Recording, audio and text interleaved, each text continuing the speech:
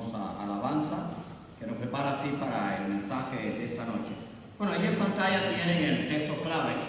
Vamos a ver si lo podemos leer todos juntos. Aunque ya hemos tenido este texto, pero acuérdense que estamos en Navidad. Pero vamos a tocar del Mesías como el Dios encarnado. De eso vamos a hablar esta noche. Vamos a ver si todos lo podemos leer juntos.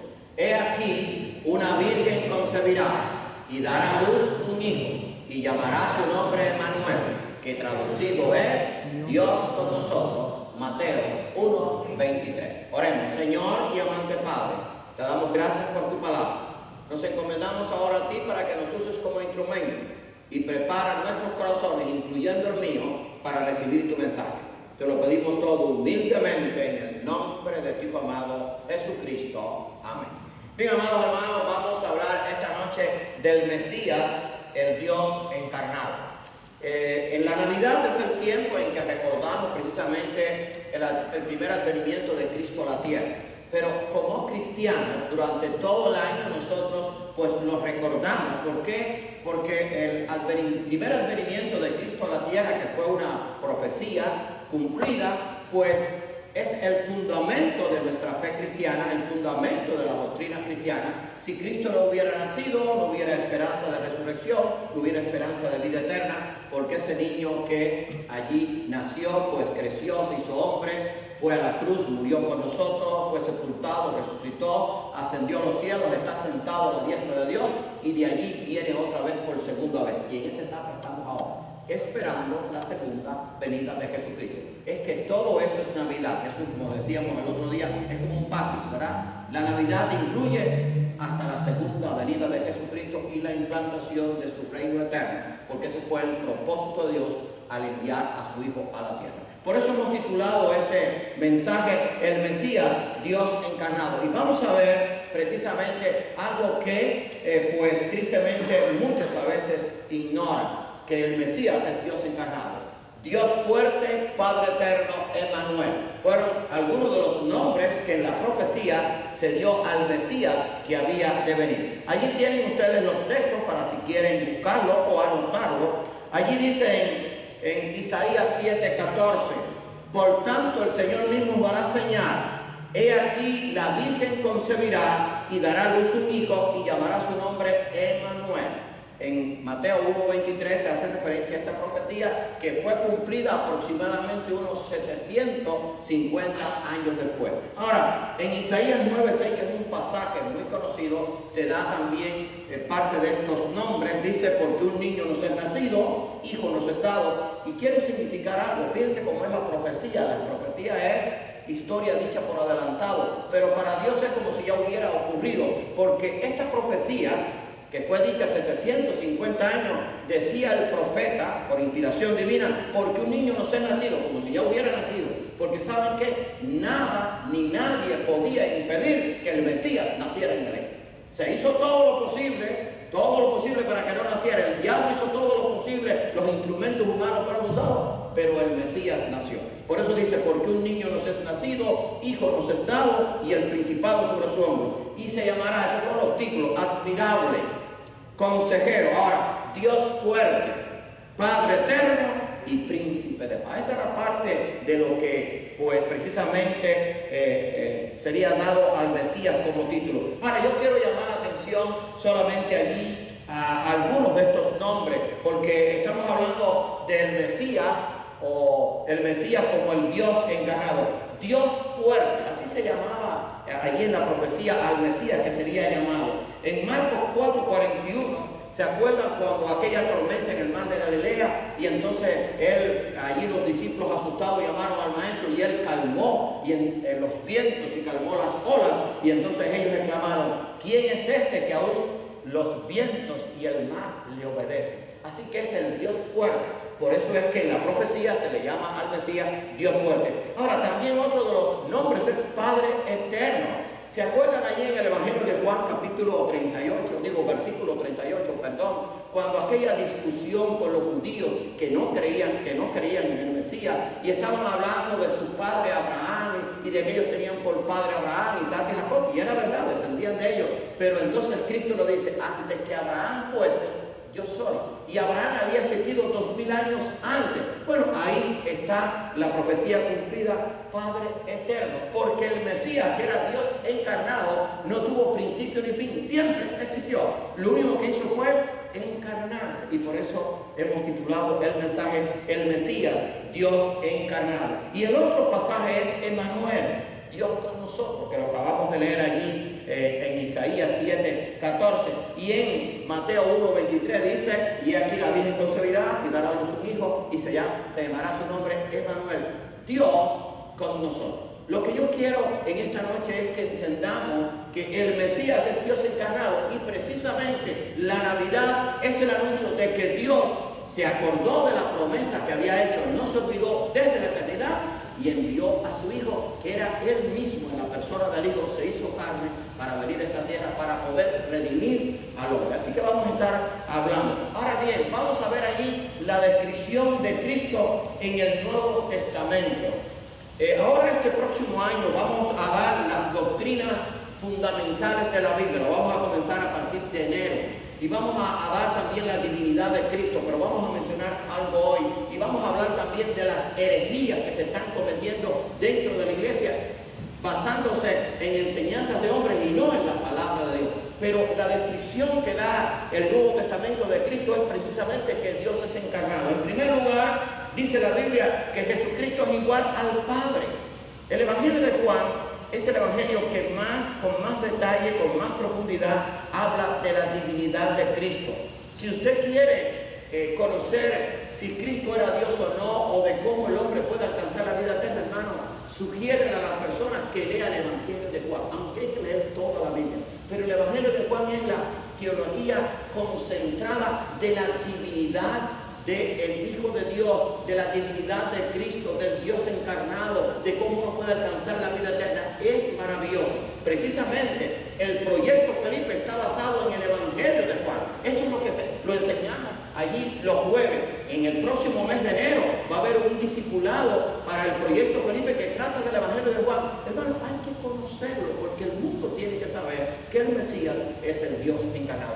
Ahora, igual al Padre, ¿qué dice allí Juan 10:30? Yo y el Padre uno somos. O sea, si yo y el Padre uno somos, entonces Jesucristo es igual al Padre. O sea, no estamos hablando de algo diferente. Aunque es la segunda persona, es la misma esencia, la misma divinidad, con los mismos atributos, con el mismo poder, y lo vamos a ver a través de la Escritura. Así que yo y el Padre uno somos. Estamos hablando de la descripción de Cristo con el Nuevo Testamento, igual al Padre. Ahora, en el capítulo 14, y hermano, yo sé que esto quizás usted lo ha oído, pero es importante. ¿Saben qué? Hay creyentes, entre comillas, que no creen en la divinidad de Cristo. No creen que Cristo es Dios encarnado. Es increíble, porque eso está explícito, implícito, detallado, anunciado tanto en el Antiguo Testamento como en el Nuevo. Bueno, pues hay que dar doctrina, hay que dar enseñanza. Eso vamos a hacer el año que viene, aunque vamos a continuar con el estudio de la Biblia. Por ahora vamos a enfatizar en las doctrinas que usted como creyente y yo como creyente tenemos que tener. Porque no es la doctrina nuestra, sino es la doctrina de Dios. Y doctrina es enseñanza. Lo que enseña la palabra de Dios, hermano, tenemos que recibirlo para poder enseñárselo a otros. Navidad es el Mesías, Dios encarnado, que vino a la tierra. Ese es uno de los mensajes de la Navidad. Ahora, ¿qué dice allí en Juan 14, 8 y 9, hablando de que es igual al Padre? Dice, Felipe le dijo: Señor, muéstranos al Padre, nos basta. Si Cristo no hubiera sido igual al Padre, le dice: oye, espérate un momento, cuando tú mueras vas a ver al Padre. No, le dice, el Señor le contestó allí, cuando le dijo Felipe le dijo: Señor, muéstranos al Padre y nos basta. Jesús le dijo: tanto tiempo hace que estoy con vosotros y no me has conocido, Felipe. El que me ha visto a mí, ha visto al Padre. ¿Cómo dice tú? Muéstranos al Padre. Oye, si eso no es igualar a Cristo como el Padre, entonces ¿cómo explicamos ese pasaje? Bueno, pues ¿saben qué? Claro, hay sectas que niegan la divinidad de Cristo, pero que creyentes nieguen la divinidad de Cristo, hermanos, que ignoran la Escritura. Y ¿saben qué? Tristemente hay iglesias engañadas, porque hay iglesias que no enseñan la Biblia. Empiezan a hacer cuentos, empiezan a ver, no, tuve una revelación X, o tuve esto, tuve lo otro. Hermano, la palabra de Dios hay que respetarla, porque es la palabra viva de Dios. Solamente podemos aceptarla o rechazarla, pero no podemos arreglarla. No podemos contender con Dios, no podemos argumentarle a Dios, no podemos cuestionar a Así que igual al Padre, estamos hablando de la descripción de Cristo en el Nuevo Testamento basado en que el Mesías, que es Cristo, es Dios encarnado. El Verbo, ¿qué dice Juan capítulo 1? Allí en el mismo Evangelio de Juan nos habla tanto de la divinidad de Cristo. Los primeros 3 versículos de Juan 1. Yo sé que lo hemos leído muchas veces, pero ¿qué significa esto? ¿Qué profundidad tiene? Dice allí, en el principio era el Verbo, y el Verbo era con Dios, y el Verbo era Dios. Este era el principio con Dios. Todas las cosas por Él fueron hechas, y sin Él nada de lo que ha sido hecho fue hecho. Eso está hablando del Verbo. Está hablando del Verbo, que todas las cosas por Él fueron hechas. Y vamos a ver más adelante que los atributos dados al Mesías también son atributos que se le dan a Dios. Ahora bien, el Verbo viene del griego logos. En las escrituras hebreas se le describe como un agente de la creación. Ahora, ¿quién es el creador de todas las cosas? Dios. Pero aquí se le está atribuyendo al Mesías. Porque si usted quiere saber si esto tiene que ver con el Mesías, allí mismo en el Evangelio de Juan, porque acuérdense que la escritura se interpreta o se aprende a través de la misma escritura. Esa es una ley de la hermenéutica. O sea, usted no puede interpretar las escrituras por lo que dijo otro. Usted tiene que interpretar las escrituras a la luz de las escrituras, de todo el consejo bíblico, desde Génesis 1 hasta Apocalipsis 22, 21.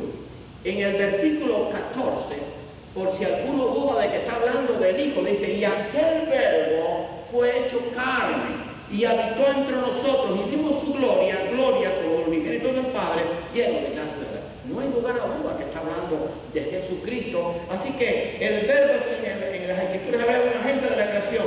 Otra forma de decir la palabra personal de Dios, que implicaba a Dios mismo. O sea, su palabra implica a Dios mismo. Si yo digo que yo creo en la Biblia, que es la palabra de Dios, ¿qué quiero decir? ¿Qué está implicado? Que yo creo en Dios.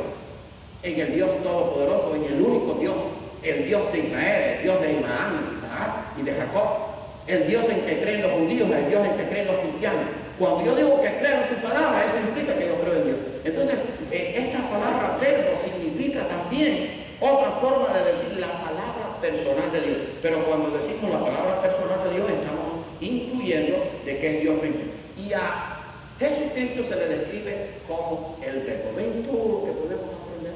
Hermano, eso usted tiene que conocerlo, porque déjenme decirle que se está cuestionando dentro, tristemente, de la esfera de algunos, en la esfera evangélica, la divinidad de Cristo. ¿Cómo es posible? Mire, si Cristo no es divino y si Cristo no es Dios, nosotros estamos perdidos, irremisiblemente, porque el único que puede dar vida eterna es Dios. Y Cristo dijo, el que cree en mí, tiene vida eterna. ¿Por qué? Porque Cristo es la encarnación de Dios, es el propio Dios encarnado. Tenemos que tener presente eso, porque si no toda nuestra doctrina, toda nuestra enseñanza se va al piso. Ahora, ¿cómo describe o cómo sigue describiendo el Nuevo Testamento a Cristo? Estamos hablando de Cristo, Dios sobre todas las cosas. Oiga, eso sí es una declaración tremenda. Bueno, eso es lo que enseña el Nuevo Testamento. Y claro, está también anunciado en el Antiguo Testamento, porque se decía del Mesías, Dios fuerte, Padre eterno, ¿verdad? Que no tuvo principio ni tuvo fin, eso solamente se le puede atribuir a Dios, y ahí se le estaba atribuyendo al Mesías. Ahora, en Romanos 9, versículo 5, cuando está hablando el apóstol Pablo acerca de la elección de Israel, que es el pueblo escogido de Dios, y que al final acercará al Mesías, está hablando de quienes son los patriarcas, dice el versículo 5, y de los cuales, según la carne, vino Cristo, el cual, está hablando de Cristo, el cual es Dios sobre todas las cosas, bendito por los siglos, amén. Se lo voy a volver a leer. De quienes son los patriarcas, está hablando del pueblo de Israel, y de los cuales, según la carne, vino Cristo por la descendencia de Abraham, de David, el cual, está hablando de Cristo, el cual es Dios sobre todas las cosas, bendito por los siglos, amén, quiere decir, así es, así sea.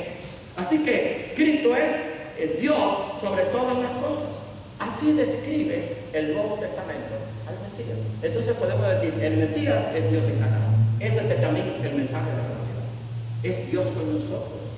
Es la presencia de Dios entre nosotros, que se hizo carne para darnos vida eterna. El único que puede dar vida eterna es el propio Dios. Ahora, la imagen del Dios invisible, así sigue describiendo el Nuevo Testamento al Mesías, Dios encarnado.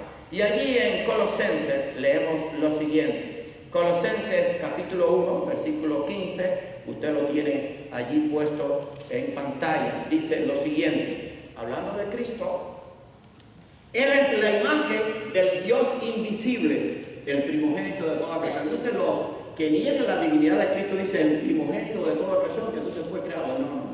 Esa primogenitura se refiere al primero que resucitó para no morir más y vencer la muerte. Ese fue Cristo.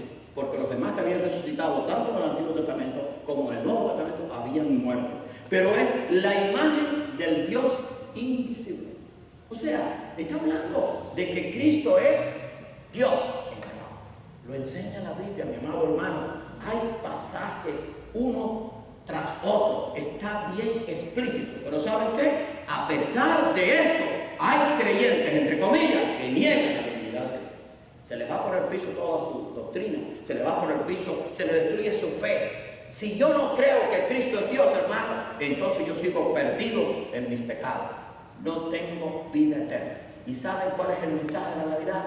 Vida eterna, esperanza, gozo, seguridad. Ese es el mensaje de la Navidad. Ese es el mensaje que tú y yo tenemos que dar. ¿Cómo sigue describiendo allí el Nuevo Testamento a Cristo? Como preexistente, escuchen bien, y sustentador.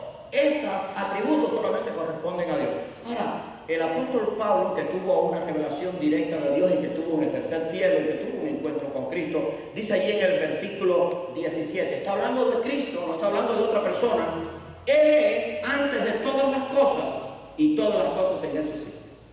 Esto es un atributo de Dios. Nadie puede ser antes de todas las cosas, nadie puede ser eterno, sino solamente Dios. Pero Cristo es eterno. Nosotros creemos en el Cristo eterno que un día vino a la tierra, se hizo hombre a través de aquella criatura, de aquel niño que después creció, pero existía desde la eternidad. Él es antes de todas las cosas y todas las cosas en él subsisten. Es preexistente y sustentador. Dice no solamente que es antes de todas las cosas, sino que todas las cosas en él subsisten. ¿Quién es el único que es el sustentador de todas las cosas? Dios. Pero está hablando de Cristo. Cristo es preexistente y sustentador. Hermano, ese es el Cristo en que creemos, ese es el mensaje de la Navidad. Eso es lo que tenemos que enseñarle a la gente. Porque si no saben que, si la gente no entiende quién es Cristo, no puede obtener la vida eterna. No tiene que conocer la doctrina, pero tiene que por lo menos saber quién es Cristo. Porque si no, no hay manera de que sea salvo. Porque ¿a qué Cristo vas a recibir? ¿A un Cristo histórico? ¿A un Cristo que también los ateos creen en él? No. Si no crees en Cristo como el Hijo de Dios, no tienes vida eterna. ¿Se acuerdan la declaración de Pedro? Tú eres el Hijo de Dios, el Hijo del Dios viviente, ¿verdad? Y bueno, no te reveló carne ni sangre, sino mi Padre que está en los cielos. Así que es persistente y sustentador. ¿Cómo sigue describiendo? Tiene toda preeminencia y plenitud. Allí mismo, el apóstol Pablo, en los versículos 18 y 19 de Colosenses 1, lo sigue describiendo. Hablando de Cristo. Y Él es la cabeza del cuerpo que es la iglesia. De eso hemos hablado ya. El que es el principio, el primogénito de entre los muertos. Está hablando del primogénito, el que resucitó, venció la muerte, no murió más y está con un cuerpo inmortal, incorruptible, incontaminado y que permanecerá así para siempre y garantiza nuestra resurrección. El primogénito de entre los muertos, para que en todo tenga la preeminencia, por cuanto agradó al Padre que en él habitase toda plenitud. Así que tiene toda preeminencia y plenitud. Preeminencia, ¿qué significa? Superior, lo más elevado, que predomina. Ahora, ¿quién es el que predomina por sobre todas las cosas? Dios. Pero se le está atribuyendo al Hijo. Así que el Hijo también es Dios. Es la segunda persona de la Trinidad. Es el Dios, es el Mesías como Dios encarnado. Así que tiene toda preeminencia. El que es superior, lo más elevado, el que predomina. Y vamos a ver que al cual tenemos que adorar. Ahora, plenitud, porque dice que también allí el versículo que sigue, el 19, dice, por cuanto agradó al Padre que en él habitase toda plenitud. Plenitud, totalidad en sus facultades, que está completo. ¿No han oído el pasaje? En Cristo estamos completos. O sea, Cristo tiene todo lo que tiene que tener para poder darle vida eterna. Pero es que el problema es que el único que puede dar vida eterna es Dios. Nadie puede dar lo que no tiene. Usted no puede dar vida eterna. Yo no puedo dar vida eterna. Los ángeles no pueden dar vida eterna. Los patriarcas no pueden dar vida eterna. Los apóstoles no pueden dar vida eterna. Los profetas no pueden dar vida eterna. El único que puede dar vida eterna es Dios. Por eso es que Cristo puede dar vida eterna, porque es Dios. Si no, no tenemos vida eterna.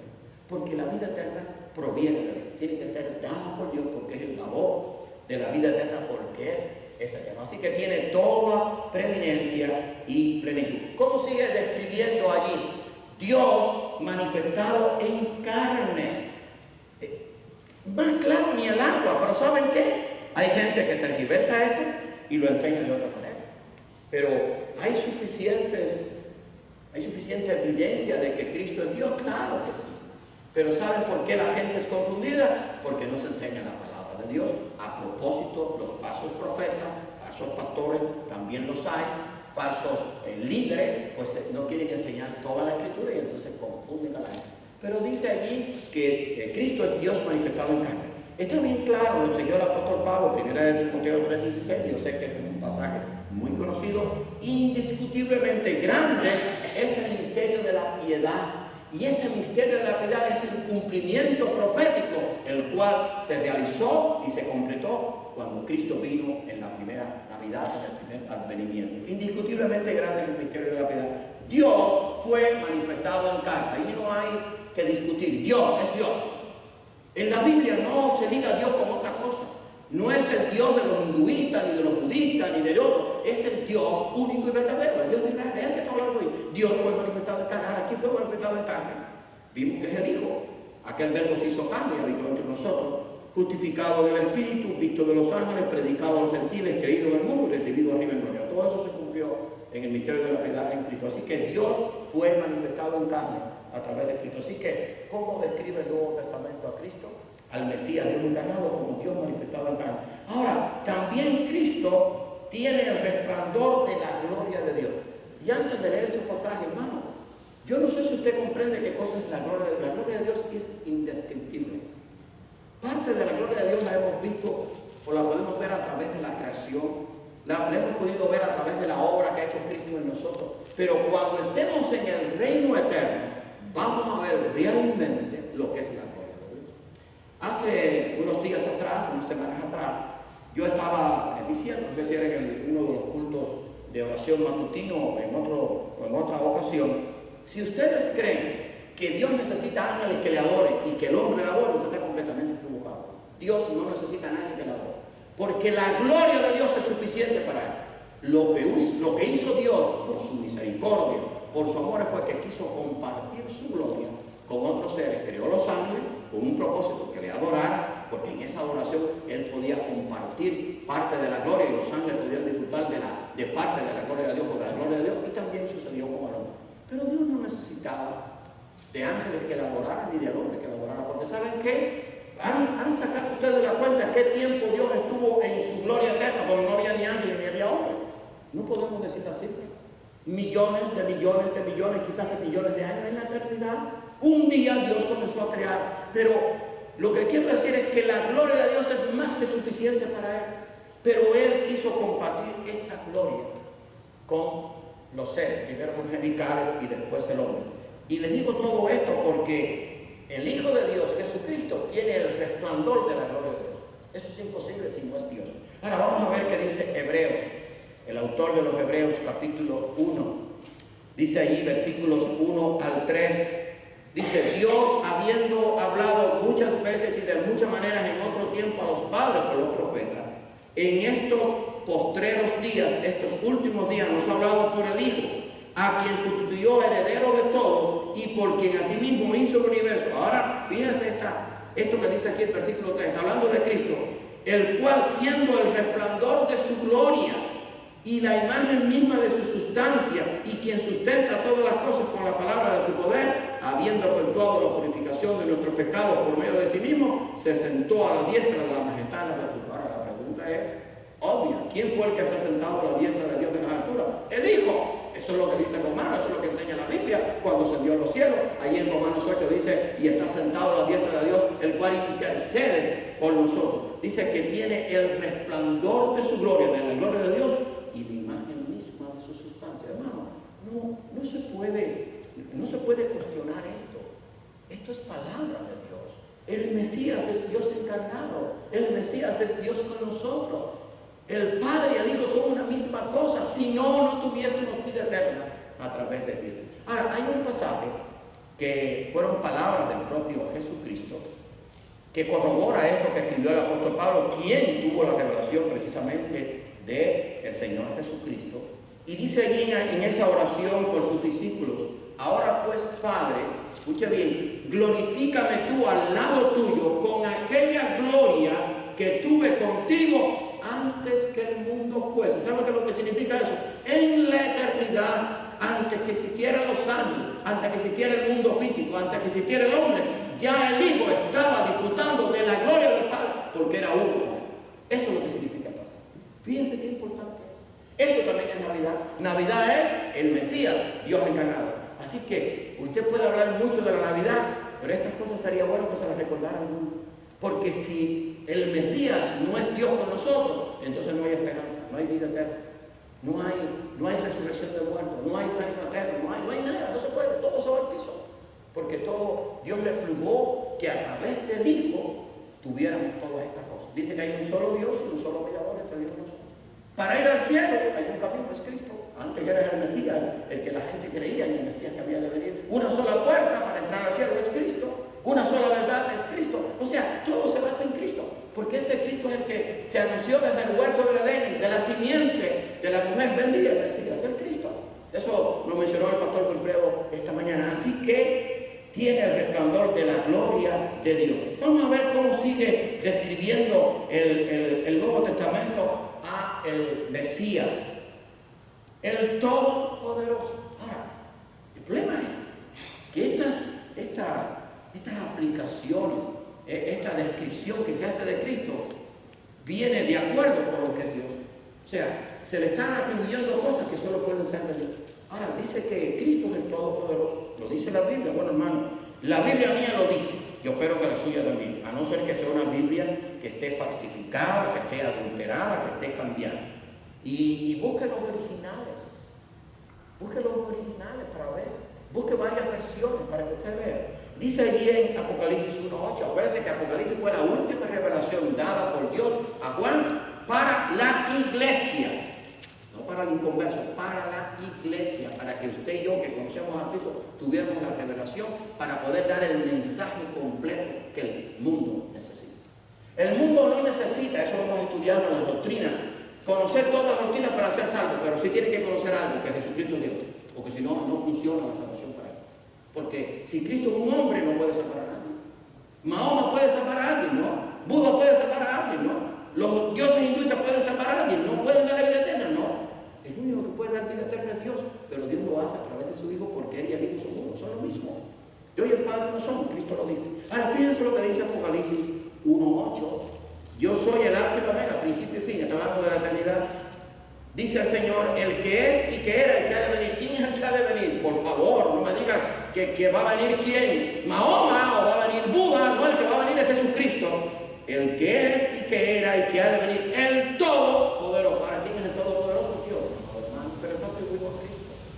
Entonces, ¿cómo es posible que haya algunos que estén cuestionando la divinidad de Cristo? Así que el Todopoderoso, así sigue describiendo el Nuevo Testamento a Cristo, al Mesías como el Dios encarnado, Rey de reyes y Señor de señores. Solamente hay un Rey de reyes y Señor de señores, Dios.